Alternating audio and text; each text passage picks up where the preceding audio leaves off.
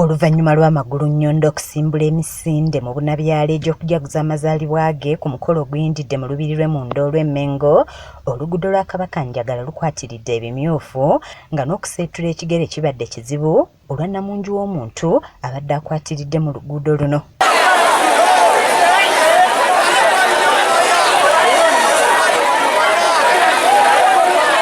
Emisinde gino gisitudde abakadde abatambulidde ku miggo nga mu kwogerako nabo bategeezezza nti omukwano gwe balina eri Ssaabasajja Kabaka wa Buganda tayinza kulagira ne basigala waka ng'ate balina ekkatala ery'okulwanyisa Mukenenya. Kubiriza abantu abakulu bagaze ayimidde n'amaaso gammwe n'emyaka 74 naye neebaza Katonda olw'okukuba era njagala abantu abakulu kyemugati buno bw'abavubuka bokka ne wabula naffe abakadde twetaagisa okujja okuwagira kubanga obulwadde bukwata omukadde bukwata omwana omuto.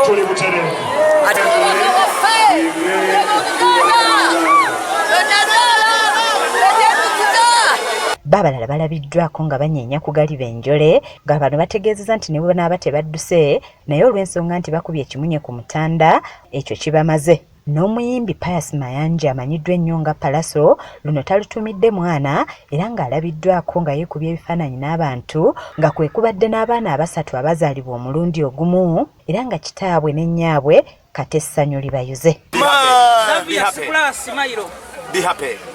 Emisinde gino gyetabiddwamu n'ababaka ba Paalamenti okuva mu bitundu eby'enjawulo nga batubuulidde ensonga lwaki bagyetabyemu nga n'okusingira ddala baagala kusindiikiriza Mukenenya ave mu ggwanga lino tugende okutuuka mu mwaka 2030 nga lufumo. Okulwanyisa siriimu buvunaanyizibwa bwaffe naye Ssaabasajja Kabaka bw'abeera ng'alagidde kituuka Katako. Era nkubiriza abantu okubeera abalamu, nkubiriza abantu okuba nga beekuuma endwadde. Kyo ekibuga Kampala n'okusingira ddala Mmengo kisiibye kijjudde langi emmyufu olw'emijoozi abantu ba Kabaka gye babadde beenaanise era ng'abasinga bagisiibyemu.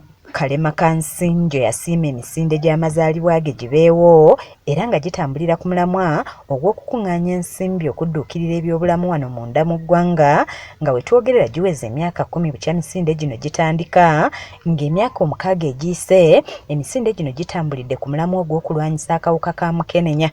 Mu ndwadde endala beene zazaasimbako essira mulimu Nalubiri, okutonnya mu bakyala okumanyiddwa nga fistula kw'ossa ne Mukenenya. Omwaka guno abaami wamu n'abazaana ba Kabaka okuva mu mawanga okuli erya Misiri, Sudaani wamu n'ebitongole by'ensi yonna tebalutumidde mwana era nga bano nabo balabiddwako nga badduka.